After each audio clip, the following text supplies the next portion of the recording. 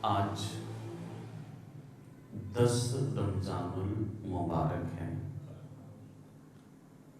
اور 10 رمضان المبارک کو نبی پاک صلی اللہ تعالی علیہ وسلم کی پہلی زوجہ سیدہ خدیجۃ الکبریٰ رضی اللہ تعالی عنہا کا یوم وصال ہے۔ آج ہم حضرت خدیجۃ الکبریٰ رضی اللہ تعالی عنہا کی سیرت کے متعلق سنیں گے۔ قرآن مجید فرقان حمید میں رب کریم نے ارشاد فرمایا النبی اولیٰ بالمؤمنین من انفسہم، کہ نبی صلی اللہ تعالی علیہ وسلم مومنوں سے ان کی جانوں سے بھی زیادہ قریب ہیں۔ وَأَزْوَاجُهُ أُمَّهَاتُهُمْ، اور ان کی ازواج تمام مومنوں کی مائیں ہیں۔ سرکار کی ساری ازواج وہ امت کی کیا ہے، بولیں مائیں ہیں۔ تو ہماری جو ماں حضرت خدیجۃ الکبریٰ رضی اللہ تعالی عنہا، آقا نے فرمایا 4 عورتیں اہل جنت کی عورتوں کی سردار ہیں۔ بابا سے بلند بولیے سبحان اللہ۔ کتنی عورتیں؟ 4 عورتیں۔ فرمایا خدیجۃ الکبریٰ رضی اللہ تعالی عنہا جنت کی عورتوں کی سردار ہیں۔ حضرت فاطمہ جنت کی عورتوں کی سردار، حضرت مریم جنت کی عورتوں کی سردار، حضرت آسیہ جنت کی عورتوں کی سردار ہیں۔ یہ وہ خوش نصیب عورتیں ہیں کہ جو اہل جنت کی سردار ہیں۔ حضرت خدیجۃ الکبریٰ رضی اللہ تعالی عنہا کہ خدیجہ آپ کا نام ہے، آپ کے والد کا نام خویلد ہے، آپ کی والدہ کا نام فاطمہ ہے، اور کبریٰ آپ کا لقب ہے۔ لیکن یہ اتنا مشہور ہوا کہ آپ کے نام کا حصہ بن گیا ہے۔ آپ کا ایک لقب طاہرہ بھی ہے، کہ وہ زمانہ جاہلیت کہ اس دور میں بھی حضرت خدیجہ کو طاہرہ کے لقب کے ساتھ پکارا جاتا تھا۔ آپ کا ایک لقب سیدہ قریش ہے، کہ قریش کی سردار، یہ آپ کا لقب ہے۔ حضرت خدیجۃ الکبریٰ رضی اللہ تعالی عنہا کا تعارف کیا ہے، کہ جس نے سب سے پہلے کلمہ پڑھا اسے خدیجۃ الکبریٰ کہتے ہیں۔ جو سب سے پہلے میرے آقا کی نکاح میں آئیں اسے خدیجۃ الکبریٰ کہتے ہیں۔ جس نے اپنا مال سرکار کے قدموں میں قربان کیا اسے خدیجۃ الکبریٰ کہتے ہیں۔ قرآن پاک میں یا ایھا الذین آمنوا کا جو خطاب ہے، اور اس خطاب کی جو پہلی مخاطبہ ہے اسے خدیجۃ الکبریٰ کہتے ہیں۔ جو تمام آل رسول کی نانی جان ہے اسے خدیجۃ الکبریٰ کہتے ہیں۔ جو حضرت فاطمہ کی والدہ ہیں اسے خدیجۃ الکبریٰ کہتے ہیں۔ جب لوگوں کے دروازوں پہ اندھیرا تھا اور جس کے دروازے پر اجالا تھا اسے خدیجۃ الکبریٰ کہتے ہیں۔ جب لوگ تکذیب کر رہے تھے اور نبی پاک کی جو تصدیق کر رہی تھی اسے خدیجۃ الکبریٰ کہتے ہیں۔ حضرت خدیجۃ الکبریٰ رضی اللہ تعالی عنہا۔ اب دیکھیں کہ جنت ماں کے قدموں کے نیچے ہے، اور سیدہ طاہرہ، عابدہ، زاہدہ، راقیہ، ساجدہ، حضرت فاطمہ الزہرا رضی اللہ تعالی عنہا، آپ کی شان یہ ہے کہ سیدۃ نساء اہل الجنہ، اہل جنت کی عورتوں کی آپ سردار ہیں، اور جو اہل جنت کی عورتوں کی سردار ہیں ان کی جنت جن کے قدموں کے نیچے ہے اسے خدیجہ الکبریٰ کہتے ہیں۔ حضرت خدیجہ الکبریٰ رضی اللہ تعالی عنہا نے ساری زندگی نبی پاک صلی اللہ تعالی علیہ وسلم سے محبت فرمائی، اور یہ میرے آقا کی پہلی زوجہ ہیں، اور ان کی حیاتی میں نبی پاک صلی اللہ تعالی علیہ وسلم نے دوسرا نکاح نہیں فرمایا، ان سے اتنی محبت تھی۔ اور حضرت خدیجہ الکبریٰ رضی اللہ تعالی عنہا کہ آپ کے نکاح سرکار سے پہلے بھی 2 مرتبہ آپ کا نکاح ہوا تھا۔ پہلا نکاح آپ کا ابو حالہ بن زرارہ سے ہوا، یہ مکے کے بڑے معزز آدمی تھے، اور ان سے آپ کے 2 بیٹے ہوئے، ایک کا نام حالہ تھا، دوسرے کا نام ہند تھا، اور یہ انتقال کر گئے۔ ان کے انتقال کے بعد حضرت خدیجہ الکبریٰ رضی اللہ تعالی عنہا کا دوسرا نکاح عتیق بن عابد مخزومی سے ہوا تھا، یہ بھی بڑے اچھے آدمی تھے، اور ان کا بھی انتقال ہو گیا۔ اب ان کے انتقال کے بعد حضرت خدیجہ رضی اللہ تعالی عنہا کا اب تیسرا نکاح نبی پاک صلی اللہ تعالی علیہ وسلم کے ساتھ ہوا تھا، اور اس میں بھی امت کے لیے درس ہے، امت کے لیے اس میں پیغام ہے۔ حضور علیہ الصلوۃ والسلام کی عمر مبارکہ 25 سال تھی، اور حضرت خدیجہ الکبریٰ رضی اللہ تعالی عنہا کی عمر 40 سال تھی، پھر آپ بیوہ بھی تھی، اور یہ اسلام نے پیغام کیا دیا ہے کہ آج اس دور میں پرفتن زمانہ کہ ہمارے ہاں بیوہ عورت کو حقیر سمجھا جاتا ہے، کم تر سمجھا جاتا ہے، کوئی پیغام نکاح اسے نہیں دیتا، نہیں جی ہم نے نہیں کرنا یہاں نہیں۔ اور پھر یہ بھی دیکھیں کہ اسلام کا مزاج کتنا پیارا ہے کہ اب عمر زیادہ ہے، سرکار کی عمر کم ہے۔ ہمارے ہاں کیا ہوتا ہے کہ جی لڑکی کی عمر کم ہونی چاہیے، لوگ جاتے ہیں رشتے دیکھنے، زیادہ ایج والی دیکھ کر تو رشتے توڑ کے آ جاتے ہیں، حالانکہ سرکار علیہ الصلوۃ والسلام نے پہلا نکاح ہی اپنے سے 15 سال بڑی عورت سے کیا تھا، تاکہ صلہ رحمی ہو، ایک اچھا پیغام معاشرے میں جائے۔ حضرت خدیجہ الکبریٰ رضی اللہ تعالی عنہا آپ مکے کی بہت بڑی تاجرہ تھی، آپ کا خاندان مال و دولت والا تھا، اور آپ کے 2 شوہر جب انتقال کر گئے تو اب لوگ تمنا کرتے تھے، بڑے بڑے رئیس یہ خواہش رکھتے تھے کہ حضرت خدیجہ الکبریٰ سے ہمارا نکاح ہو جائے، لیکن حضرت خدیجہ الکبریٰ رضی اللہ تعالی عنہا آپ تاجرہ تھیں، اور اتنی بڑی تاجرہ تھی کہ روزانہ 1000 لوگ آپ کے گھر میں کھانا کھانے آیا کرتے تھے۔ برتن تھے نا وہ سونے کے تھال ہوتے تھے جس میں مہمان آ کے کھانا کھاتے تھے، آپ کی کنیزوں کے جو بیلٹ تھے وہ سونے کے ہوا کرتے تھے۔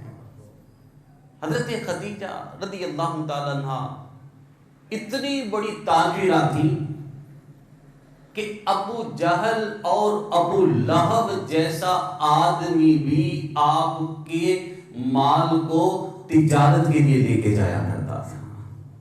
ابو جہل ابو لہب جیسا بندہ بھی آپ کے مال کو لے کے سفر کیا کرتا تھا.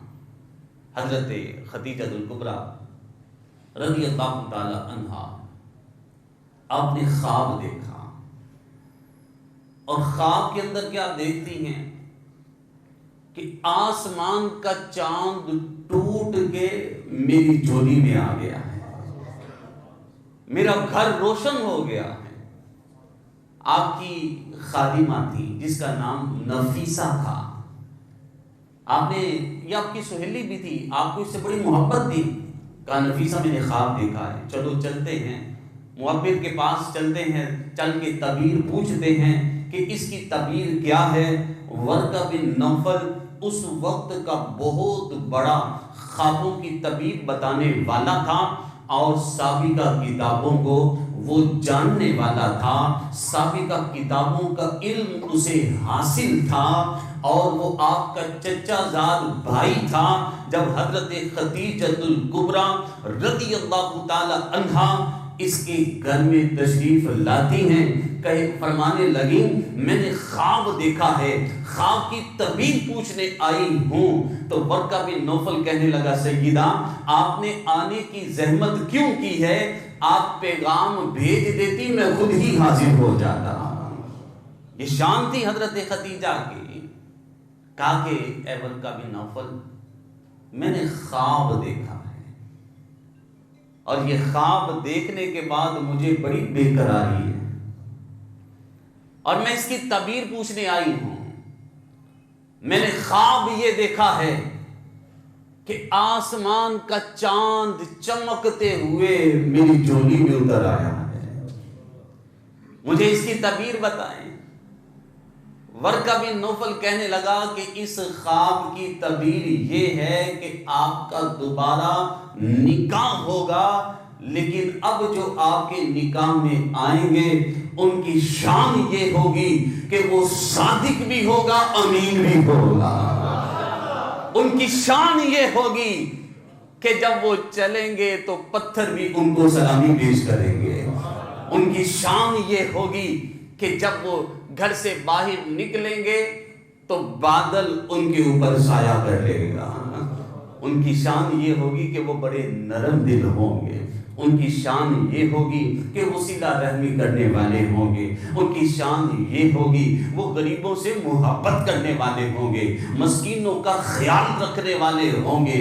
یہ شانیں اس کے اندر پائی جائیں گی. اب حضرت خدیجہ الکبریٰ رضی اللہ تعالی عنہا کی بے قراری اور زیادہ ہو گئی کہ اب کس کے اندر یہ شانیں ہیں، کس کے اندر یہ صفات ہیں کہ جب وہ چلے تو اس کے اوپر بادل آ کے سایہ کر لے. اب وہ کون ہے جو چاند سے بھی زیادہ حسین ہوگا؟ چاند کی طرح ان کو ہم کہیں تو مجرم ہیں، کیونکہ ان کی چوکھٹ پر چاند خود سوالی ہے. کیونکہ ان کی چوکھٹ پر چاند خود سوالی ہے. حضرت خدیجہ رضی اللہ تعالی عنہ اب اس انتظار کے اندر ہیں. نبی پاک صلی اللہ تعالی وسلم کی 3 پھوپھیاں ہیں. سب سے بڑی پھوپھی کا نام ام الحکیم بیدا ہے، ان سے چھوٹی پھوپھی کا نام صفیہ ہے، اور تیسرے نمبر پہ سرکار کی جو پھوپھی جان تھی ان کا نام عاتقہ ہے. حضرت عاتقہ رضی اللہ تعالیٰ یہ حضرت ابو لہب کے گھر میں آئی، کیونکہ سرکار کی صلوات و سلام نے پرورش حضرت ابو لہب کے گھر میں کی. ابو لہب کے گھر پہ نبی پاک صلی اللہ تعالی علیہ وسلم کا بچپن گزرا ہے، اور ان کی دین اسلام کے لیے بڑی خدمات ہیں. تو آپ کے گھر میں غربت آ گئی، قحط سالی آ گئی تھی.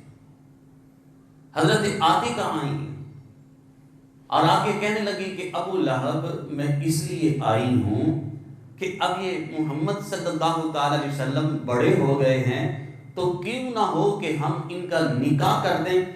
ابو لہب کہنے لگے تم جانتی ہو کہ غربت کا زمانہ ہے، حالات ایسے نہیں ہیں کہ کہنے لگی کہ کوئی بات نہیں، میری سہیلی ہے، اس کا نام خدیجۃ الکبریٰ ہے، بہت بڑی تاجرہ ہیں، اور اس کے اونٹ جاتے ہیں ملک شام میں، اس کا مال جاتا ہے، میں جا کے اسے کہتی ہوں کہ 2 اونٹ میرے بھتیجے کو بھی دے دے تاکہ وہ تجارت کرے، اور اس سے پھر جو نفع آئے گا اس سے ہم پھر محمد عربی صلی اللہ علیہ وسلم کا نکاح کر دیں گے۔ ابو لہب کہنے لگے میرا دل مانتا نہیں ہے کہ میں ان کو تجارت کے لیے بھیجوں۔ کہ حضرت ابو لہب کو پتا تھا کہ ملک شام کے یہودی نبی پاک صلی اللہ علیہ وسلم کے دشمن ہیں، اور کوئی سفر کے اندر سرکار کو نقصان نہ پہنچا دے، لیکن اب مجبوری تھی، بھیجنا تھا۔ تو حضرت عاتقہ نے آ کر حضرت خدیجۃ الکبریٰ رضی اللہ تعالی عنہا سے بات کی، کہا کہ اے خدیجہ میرا بھتیجا ہے اور بڑا امانت دار ہے، اور تیرے شہر کے لوگ مکے والے اسے صادق اور امین کہہ کے پکارتے ہیں۔ جب آپ نے سنا تو چونک گئی، کہا کہ یہ صفتیں تو مجھے ورقہ بن نوفل نے بتائی تھی۔ کہا کہ اچھا چلو ٹھیک ہے، لیکن ایسا ہے کہ میں جسے بھی تجارت کا مال دیتی ہوں تو پہلے میں اس کا انٹرویو لیتی ہوں، اسے بات کرتی ہوں، آپ لے آؤ، میں ان کا انٹرویو لیتی ہوں۔ حضرت عاتقہ رضی اللہ تعالی عنہا سرکار کو لے کر جب تشریف لاتی ہیں، اور حضرت خدیجہ اپنے گھر کی چھت پہ ہیں، سرکار نے صلاۃ و سلام کو آتے ہوئے دیکھا کہ چمکدار خوبصورت چہرہ ہے، اور حضرت خدیجہ حضرت عاتقہ سے کہنے لگی کہ ان کے انٹرویو کی حاجت نہیں ہے، یہ جتنا مال چاہتے ہیں میں پیش کرنے کے لیے حاضر ہوں۔ سرکار ہی صلاۃ و سلام نے مال تجارت کو دیا ہے حضرت خدیجہ کے، ابو لہب ابو جہل نے بھی مال تجارت کو دیا ہے، اور اب ان کی شرارت یہ تھی کہ جو سرکش اونٹ تھا، وہ سرکش اونٹ انہوں نے سرکار کی صلاۃ و سلام کو دے دی، اپنے مال ان اونٹوں کے اوپر رکھے کہ جو اونٹ بڑے شریف سے تھے، اور سرکار کی صلاۃ و سلام کے لیے سرکش اونٹ انہوں نے رکھ لیا۔ حضرت خدیجۃ الکبریٰ رضی اللہ تعالی عنہا کا غلام تھا جس کا نام میسرہ تھا۔ حضرت خدیجہ نے میسرہ کو بلایا، کہا کہ میں تمہیں 1000 درہم اجرت دوں گی، تمہاری ڈیوٹی بس اتنی ہے کہ کاغذ اور قلم لے لو اور محمد عربی صلی اللہ تعالی علیہ وسلم کے ساتھ ہو جاؤ، ان کے رفیق سفر بن جاؤ، اور تم نے بس یہی لکھنا ہے کہ جو جو تم عجیب و غریب واقعات تمہیں نظر آئیں، جو جو کمالات تمہیں نظر آئیں، جو جو شانیں تمہیں نظر آئیں، ان کی صفات جو تمہیں نظر آئیں، تم نے بس ان کو لکھتے ہی چلے جانا ہے، بس تمہاری ڈیوٹی اتنی ہے۔ میسرہ کہنے لگا یہ تو بڑی کمال کی ڈیوٹی مل گئی ہے۔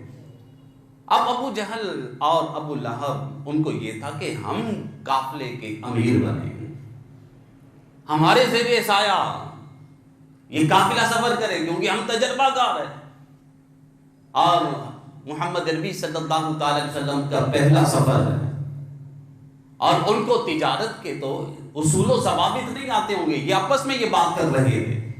اتنے میں میسرہ آئے اور آ کے کہنے لگے کہ مالکوں کا حکم ہے کہ اس قافلے کے جو امیر ہوں گے وہ محمد عربی صلی اللہ علیہ وسلم ہوں گے۔ یہ جو قافلہ سفر کرے گا سرکار کی ابتدا میں سفر کرے گا، نبی پاک صلی اللہ تعالی علیہ وسلم کے پیچھے پیچھے سفر کرے گا۔ یہ لوگوں کے منہ بن گئے، اور سرکش اونٹ جب انہوں نے سرکار کو دیا ہے، حضرت عباس رضی اللہ تعالی عنہ سرکار کے چچا جان ہیں، انہوں نے دیکھا کہ یہ انہوں نے کیا کیا ہے۔ نبی پاک صلی اللہ تعالی علیہ وسلم نے جب اونٹ پہ اپنا ہاتھ مبارک رکھا ہے تو سرکش اونٹ اپنی سرکشی کو بھول جاتا ہے، سرکار کا تابع ہو کر چلنا شروع کر دیتا ہے. اب قافلہ چلا ہے, ملک شام سے ملک شام کی طرف قافلہ جا رہا ہے اور مکے سے اس کا آغاز ہو رہا ہے. حضرت خدیجہ الکبریٰ رضی اللہ تعالی عنہا اپنے گھر کی چھت پہ کھڑے ہو کر قافلے کو روانہ کر رہی ہیں اور سرکار علیہ الصلوۃ والسلام آگے آگے چل رہے ہیں, باقی سارے اونٹ پیچھے پیچھے چل رہے ہیں. قافلہ تھوڑی دیر چلا تھا کہ پیچھے جو 2 اونٹ تھے وہ بیٹھ جاتے ہیں اور اسے بڑا معیوب سمجھا جاتا تھا. اسے یہ سمجھا جاتا تھا کہ پہلے ہی قافلہ خراب ہو گیا ہے کہ آغاز کے اندر ہی یہ جو اونٹ بیٹھ گئے ہیں اب یہ آگے نقصان ہو جائے گا, یہ آگے بہت چل کے آزمائش دیکھنی پڑ جائے گی. پیچھے جو اونٹ تھے وہ دونوں بیٹھ گئے. انہوں نے سرکار کو کہا جی آپ امیر ہیں قافلے کے تو دیکھیں آ کے یہ اونٹ بیٹھ گئے ہیں. اسے بدشگونی میں وہ لوگ لیتے تھے. سرکار علیہ الصلوۃ والسلام واپس تشریف لائے اور سیرت کی کتابوں میں لکھا ہے کہ اونٹوں کے بیٹھنے کی وجہ یہ تھی کہ یہ جو پیچھے اونٹ آخر میں سب سے آخر میں جو 2 اونٹ تھے ان کے بیٹھنے کا سبب یہ بنا تھا کہ ان دونوں نے آپس میں گفتگو کی. کہنے لگے کہ محمد عربی صلی اللہ علیہ وسلم ہمیں نظر نہیں آ رہے, وہ تو قافلے کے آگے آگے چل رہے ہیں, چلو ایسا کرتے ہیں کچھ دیر بیٹھ جاتے ہیں اور وہ آگے سے جب پیچھے تشریف لائیں گے ہم ان کا دیدار کر لیں گے. چلا ہے مکے سے چلا ہے. سرکار علیہ الصلوۃ والسلام اس قافلے کے امیر ہیں اور میسرہ یہ سارے واقعات کو نوٹ کرتا جا رہا ہے, اس کو لکھتا جا رہا ہے. اور یہ میسرہ حضرت خدیجہ کا جو غلام ہے کیا دیکھتا ہے کہ جب دھوپ آئی ہے اور دھوپ جب چمکی ہے تو دیکھا کہ اب غیب سے بادل آئے ہیں اور انہوں نے نبی پاک صلی اللہ علیہ وسلم کے اوپر سایہ کر لیا ہے. میسرہ یہ دیکھتا ہے کہ راستے میں جب پتھر آتے ہیں تو نبی پاک صلی اللہ علیہ وسلم کی بارگاہ میں وہ سلامی پیش کرتے ہیں. یہ سارے کمالات واقعات میسرہ لکھتا جا رہا ہے اور پھر آپ کا یہ قافلہ ملک شام میں چلا جاتا ہے. ملک شام میں جب یہ پہنچتا ہے تو وہاں ایک گرجے کا راہب تھا. اس نے دیکھا کہ گرجے کے سامنے ایک درخت ہے اور اس درخت کے نیچے نبی پاک صلی اللہ علیہ وسلم آرام فرما رہے ہیں. اور یہ راہب جانتا تھا, میسرہ کو جانتا تھا. میسرہ کو بلایا, کہا کہ میسرہ یہ بتاؤ اس درخت کے نیچے یہ آرام کر رہے ہیں یہ کون ہیں؟ تو میسرہ کہنے لگے کہ یہ شہر مکہ سے آئے ہیں اور بڑے صادق اور امین ہیں اور ان کی قوم ان کے ساتھ بڑی محبت کرتی ہے, اپنی امانتیں ان کے پاس آ کے رکھ کے جاتی ہیں. اور راہب کہنے لگا کہ اس درخت کے نیچے آج تک جس نے بھی آرام کیا ہے تو وہ اللہ کا نبی ہوتا ہے اور آج بھی جو آرام کر رہا ہے آنے والے وقتوں میں یہ نبوت کا دعویٰ فرمائیں گے. زندہ باد زندہ باد. اور اس نے راہب نے سارے قافلے والوں کی دعوت کی. کہا کہ قافلے والے میسرہ قافلے والوں کو بولو جو قافلہ آیا ہے مکے سے میں دعوت کرتا ہوں. اور یہ جاہل ابو جہل ابو لہب یہ کافر سارے شرارتی لوگ تھے اور انہوں نے اب شرارت کیا کی کہ جی آپ امیر قافلہ ہیں تو آپ سامان کے پاس رکیں, آپ یہاں رہیں, آپ اس کی حفاظت کریں اور ہم سب جاتے ہیں دعوت پہ. سرکار علیہ الصلوۃ والسلام نے فرمایا جاؤ چلے جاؤ.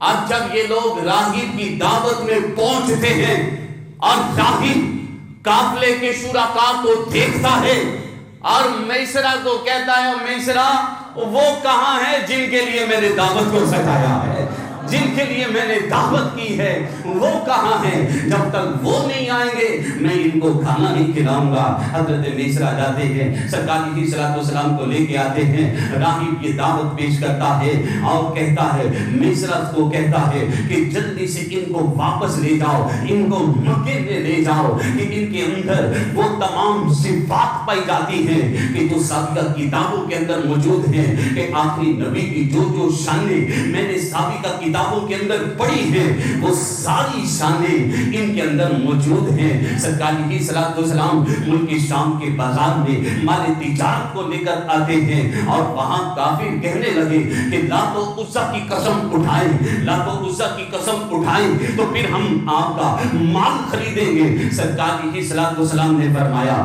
میں تو مکے کے اندر جب لات و عزا کے قریب سے گزرتا ہوں تو میں تو ان کو دیکھتا تک نہیں ہوں، تو میں ان کی قسم کیسے اٹھاؤں گا؟ خریدنا ہے تو خریدو، نہیں تو میں اس کی قسم نہیں اٹھا سکتا۔ میسرا لکھتا جا رہا ہے اور یہ قافلہ واپس پلٹا ہے، کئی گنا زیادہ اس کے اندر منافع ہوتا ہے، اور میسرا پھر وہی معاملات دیکھتا ہے کہ کہیں پتھر سلامی پیش کر رہے ہیں، کہیں درخت جھک رہے ہیں، کہیں بادل آ کر سایہ کر رہے ہیں، اور تو اجے میرا یاد نہیں ڈٹھا کہ جنوں ویک کے چن شرماوے، ادھی راتی دن چل جاوے، جن کو رخ تم نکاب اٹھاوے تے جن کو نکلے سیر کرن نو سارا گلشن سیس نواوے، اتے دھرتی لپ لپ جاوے تے جے او رکھے ہاتھ پھلاچ تے ہاتھ پھلا تم وٹ جاوے، نین نشیلے مست رسیلے وچ سونا کجل سہاوے، اکھ اگرے تے انج پیا چھاپے اور جی میں میہانہ کھل جاوے، کی اعجاز نظر وچ اودی اور جو آوے وکھ جاوے۔ اودے نے مولی دنیا اور کوئی ورلائی جان بچاوے، آزم ایڈا سونا ماہی سانو کدرے نظر نہ آوے، آزم ایڈا سونا ماہی اور سانو کدرے نظر نہ آوے۔ حضرت خدیجہ کو آ کر ایک لمبی فہرست سرکار کی شانوں کی پیش کی۔ میسرہ نے حضرت خدیجہ الکبریٰ رضی اللہ تعالی عنہا کو جب یہ ساری صفات لکھ کر پیش کی ہیں تو حضرت خدیجہ سرکار کی اور زیادہ دیوانی ہو جاتی ہیں، اور میسرہ نے آ کے بتایا، کہا کہ اے سیدہ، ہم نے دیکھا ہے کہ قافلے کے اندر انہوں نے اپنے شرکاء کے ساتھ بڑی محبت کی ہے، نرم دلی سے پیش آئے ہیں، بڑا ان کا خیال رکھتے رہے ہیں، اور قافلے والے تو ان کے دیوانے ہو گئے ہیں۔ حضرت خدیجہ رضی اللہ تعالی عنہا سرکار کی صفات کو جب پڑھتی ہیں کہنے لگی، میسرہ یہ تو وہی ساری شانیں ہیں جو ورقہ بن نوفل نے مجھے بتائی تھی۔ اور حضرت خدیجہ الکبریٰ رضی اللہ تعالی عنہا نے خود پیغام نکاح نبی پاک صلی اللہ علیہ وسلم کو بھیجا تھا، حضرت نفیسہ کو بھیجا تھا، کہا کہ نفیسہ جاؤ اور جا کر ان کو پیغام نکاح دو۔ اور علماء نے لکھا کہ اس میں بھی امت کے نوجوانوں کے لیے درس ہے کہ جب آپ کو پیغام نکاح ملا، آپ نے فرمایا میں پہلے اپنے چچا ابو طالب سے مشورہ کروں گا، اپنے چچا امیر حمزہ سے مشورہ کروں گا، اپنے چچا عباس سے مشورہ کروں گا۔ مالدار تھیں، بڑے بڑے بادشاہ رئیس، وہ تمنا رکھتے تھے آپ کے ساتھ نکاح کی، لیکن احسان یاد رکھنا چاہیے، ماں باپ پالتے ہیں، اور ہمارے آج کے دور میں کیا ہے جی، ہم اپنی مرضی کے مالک ہیں، یہی ہوتا ہے نوجوان، جی یہ کیا ہو گیا جی، یہ لو میرج ہو گیا جی، اب اپنی مرضی سے نکاح کریں گے۔ اور کتنے واقعات ایسے ہوئے کہ نوجوان لڑکیوں نے ماں باپ کی عزت کو بدنام کیا، بھاگ کے گھر سے، جی ہماری مرضی، اور جس نے 2 مہینے فون پہ بات کی اس کی محبت تو یاد آ رہی، اور جنہوں نے ساری زندگی محبت سے پالا، اپنا پیٹ کاٹا، اسے بھول گئے۔ نوجوان ماں باپ کے احسانات کو بھول گئے۔ سرکار کی صلاۃ والسلام نے حضرت ابو طالب سے مشورہ کیا، حضرت امیر حمزہ سے مشورہ کیا اور انہوں نے کہا کہ بیٹا اچھا رشتہ ہے، تم اسے قبول کر لو۔ سرکار کی صلوات و سلام نے حضرت خدیجہ الکبریٰ رضی اللہ تعالی عنہا سے نکاح فرمایا ہے۔ سرکار کی عمر 25 سال ہے اور آپ کی عمر 40 سال ہے، اور پھر 5 سال تک سرکار کی صلوات و سلام کی اولاد نہیں ہوئی۔ دیکھو اسلام کتنی حکمت بیان کرتا ہے۔ اور ہمارے ہاں کیا ہو رہا ہے کہ اگر نکاح ہوا ہے، شادی ہوئی ہے، اب بس سب کو یہی ہے کہ جی جلدی سے اولاد ہو جائے۔ رشتے دار بھی آ رہے ہیں، ہاں جی خوشخبری آئی نہیں آئی، کیا ہوا اب جی، یہ ان ٹول میں پڑ جاتے ہیں۔ سال گزر گئے، اب گھر پہ عورت بھی پریشان، مرد بھی پریشان، اس کی ماں بھی پریشان، اور لڑکی کے ادھر سے میکے والوں سے اب سارے لوگ پریشان۔ پھر لوگ جا رہے ہیں تویز والوں کے پاس، جھوٹوں کے پاس، عاملوں کے پاس، ڈاکٹروں کے پاس، جی کرے جی علاج کرے جی جلدی سے کرے، اولاد ہونی چاہیے۔ اور دیکھیں ہمارے لیے سیرت مصطفیٰ صلی اللہ تعالی علیہ وسلم میں پیغام کیا ہے؟ سرکار کا نکاح ہوا ہے اور 5 سال تک اولاد نہیں ہوئی۔ 5 سال کے بعد سرکار کی صلوات و سلام کے صاحبزادے حضرت قاسم رضی اللہ تعالی عنہ کی ولادت ہوتی ہے۔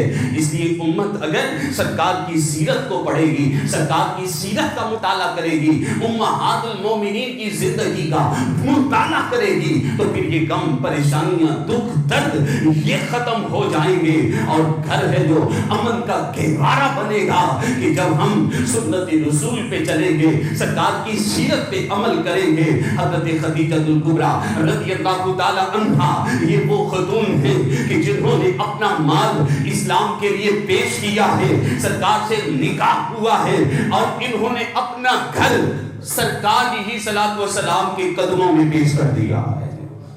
سرکار کی صلوات و سلام حضرت خدیجہ کے گھر میں رہے، اور امیر اہل سنت بانی دعوت اسلامی حضرت علامہ مولانا محمد الیاس عطار قادری دامت برکاتہ العالیہ نے، آپ نے اپنی کتاب کے اندر لکھا ہے کہ آپ کا گھر کس جگہ واقع تھا۔ توجہ سے سنیے گا کہ جو خوش نصیب حج اور عمرے کے لیے جاتے ہیں تو صفا سے مروہ کی طرف سعی جب کی جاتی، صفا سے سعی کا آغاز ہوتا ہے، اور مروہ پہ یہاں پہنچا جاتا ہے تو صفا سے مروہ، اور جو مروہ کی پہاڑی ہے، اب اس کے قریب دروازہ ہے باب المروہ، اس کا نام ہے، اس کی بائیں طرف حضرت خدیجہ الکبریٰ رضی اللہ تعالی عنہا کا گھر مبارک تھا۔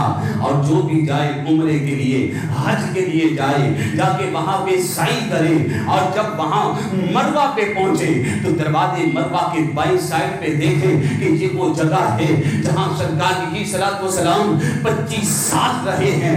یہ وہ جگہ ہے کہ جہاں حضرت فاطمہ الزہرا رضی اللہ تعالی عنہا کی ولادت ہوئی تھی۔ یہ وہ مقام ہے جہاں سرکار کی صلوات و سلام کی اولاد پاک کی ولادت ہوئی تھی۔ سرکار کی صلوات و سلام نے 25 سال جہاں پہ قیام فرمایا تھا۔ سرکار کی صلوات و سلام کے وصال پاک کے بعد حضرت امیر معاویہ رضی اللہ تعالی عنہ کا جب زمانہ آیا تھا تو آپ نے اس جگہ پہ مسجد بنا دی تھی، اور چاہیے تو یہ تھا کہ اس گھر کو باقی رکھا جاتا تاکہ اشاکان رسول وہاں پہ جاتے، اشاکان اہل بیت جب وہاں پہ جاتے تو جا کر دیکھتے تو صحیح کہ سرکار کے قیام کی جگہ کون سی ہے، حضرت فاطمہ کے ولادت والی جگہ کون سی ہے، اور وہاں سے برکتوں کو حاصل کیا جاتا۔ تو آج بھی یہ جگہ وہاں پہ موجود ہے، لیکن اسے مسجد کے اندر یہ شامل کر دیا گیا ہے۔ میرے پیارے بھائیوں، حضرت خدیجہ الکبریٰ رضی اللہ تعالی عنہا سرکار سے اس قدر محبت کرتی تھی، سرکار علیہ الصلوۃ والسلام ان کی آواز سے بھی محبت فرماتے تھے. حضرت عائشہ صدیقہ رضی اللہ تعالی عنہا آپ فرماتی ہیں کہ دوپہر کا وقت جب ہوتا تھا تو یہ قید اللہ کا وقت ہوتا تھا. سرکار علیہ الصلوۃ والسلام کچھ دیر کے لیے آرام فرمایا کرتے تھے اور یہ اتنا خاص وقت ہوتا تھا کہ اس خاص وقت میں کوئی صحابی بھی آ کر سرکار کو اٹھا نہ سکتے تھے. سرکار علیہ الصلوۃ والسلام دوپہر کے وقت آرام فرما رہے ہیں. حضرت عائشہ صدیقہ رضی اللہ تعالی عنہا آپ فرماتی ہیں کہ ایک خاتون آ گئی. سرکار علیہ الصلوۃ والسلام ان کے لیے بیدار ہو گئے. سرکار ان کے پاس بیٹھ گئے اور ان سے گفتگو کرنے لگے. جب یہ تشریف لے گئی حضرت عائشہ صدیقہ رضی اللہ تعالی عنہا نے پوچھا یا رسول اللہ صلی اللہ علیہ وسلم آقا یہ خاتون کون تھی کہ جن کے لیے آپ نے اپنے آرام کو ترک کر دیا؟ میرے آقا نے ارشاد فرمایا کہ اے عائشہ یہ خدیجہ الکبریٰ کی سہیلی تھی، یہ ان کے پاس آیا کرتی تھی اور اس لیے آج جب یہ آئی ہیں تو میں ان کے لیے بیدار ہو گیا. دیکھیے سرکار کی محبت اپنی زوجہ کے ساتھ. سرکار علیہ الصلوۃ والسلام حضرت خدیجہ کے وصال کے بعد آپ جانور ذبح کرتے، کبھی بکری ذبح کرتے اور اس کا گوشت حضرت خدیجہ الکبریٰ رضی اللہ تعالی عنہا کی سہیلیوں کے گھر میں بھیجا کرتے تھے. اور حضرت عائشہ فرماتی ہے کہ اکثر سرکار ان کا ذکر کیا کرتے تھے کیونکہ انہوں نے سرکار سے محبت کی اور میرے آقا ان سے محبت فرماتے ہیں اور سارا مال انہوں نے سرکار کے قدموں میں قربان کیا ہے. ایک مرتبہ حضرت عائشہ صدیقہ رضی اللہ تعالی عنہا حضرت حلیمہ سعدیہ رضی اللہ تعالی عنہا سرکار کی بارگاہ میں آتی ہیں، آ کے عرض کرتی ہے یا رسول اللہ صلی اللہ علیہ وسلم میرے قبیلے میں قحط سالی آ گئی ہے، غربت اور محتاجی آ گئی ہے. حضرت خدیجہ الکبریٰ رضی اللہ تعالی عنہا نے حضرت حلیمہ کو 40 بکریاں اور ایک اونٹ عطا فرما دیا تھا. اور حضرت خدیجہ کی شان یہ ہے کہ حضرت جبرائیل علیہ السلام حاضر ہوئے اور آ کے عرض کی یا رسول اللہ صلی اللہ تعالی علیہ وسلم رب تعالیٰ آپ کی زوجہ حضرت خدیجہ الکبریٰ کو سلام ارشاد فرما رہا ہے. جسے رب تعالیٰ سلام بھیجے اسے خدیجہ الکبریٰ کہتے ہیں. نبی پاک صلی اللہ علیہ وسلم انگور کھا رہے ہیں اور حضرت خدیجہ الکبریٰ کو انگور پیش کیا اور حضرت خدیجہ الکبریٰ رضی اللہ تعالی عنہا نے انگور تناول فرمایا اور سرکار نے ارشاد فرمایا اے خدیجہ جانتی ہو کہ یہ انگور کہاں سے آیا ہے؟ یہ انگور رب تعالیٰ نے جنت سے تمہارے لیے بھیجا ہے. جس کے لیے جنت کا پھل لائے اسے خدیجہ الکبریٰ کہتے ہیں. اور جب آپ کے وصال کا وقت قریب آیا ہے میرے آقا صلی اللہ علیہ وسلم نے ارشاد فرمایا کہ اے خدیجہ مانگ، مجھ سے کیا مانگتی ہے؟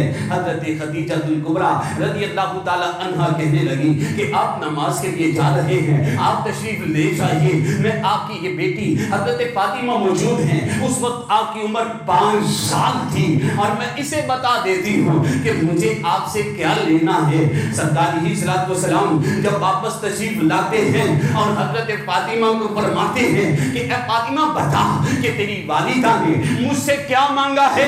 حضرت فاطمہ رضی اللہ تعالی عنہا یہ کہنے لگی کہ بابا جان، میری اماں جان فرماتی ہیں کہ میں نے آپ کے دین پر اپنا سارا مال قربان کر دیا ہے اور وقت رخصت اب میرے پاس کفن بھی موجود نہیں ہے، تو میرے دل کی تمنا یہ ہے کہ آپ کے کندھے مبارک پہ جو رحمت والی چادر ہے یہ چادر آپ مجھے کفن کے لیے عطا فرما دے.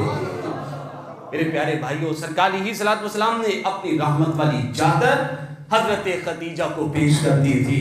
یہ محبتیں ہیں ازواج کی، یہ محبتیں ہیں سرکار کی اپنی زوجہ کی۔ تو ہمیں اس سیرت پہ عمل کرنا ہے، ان پہ ہم نے اپنے آپ کو ڈھانا ہے اور اس پر اپنی زندگی کو گزارنا ہے۔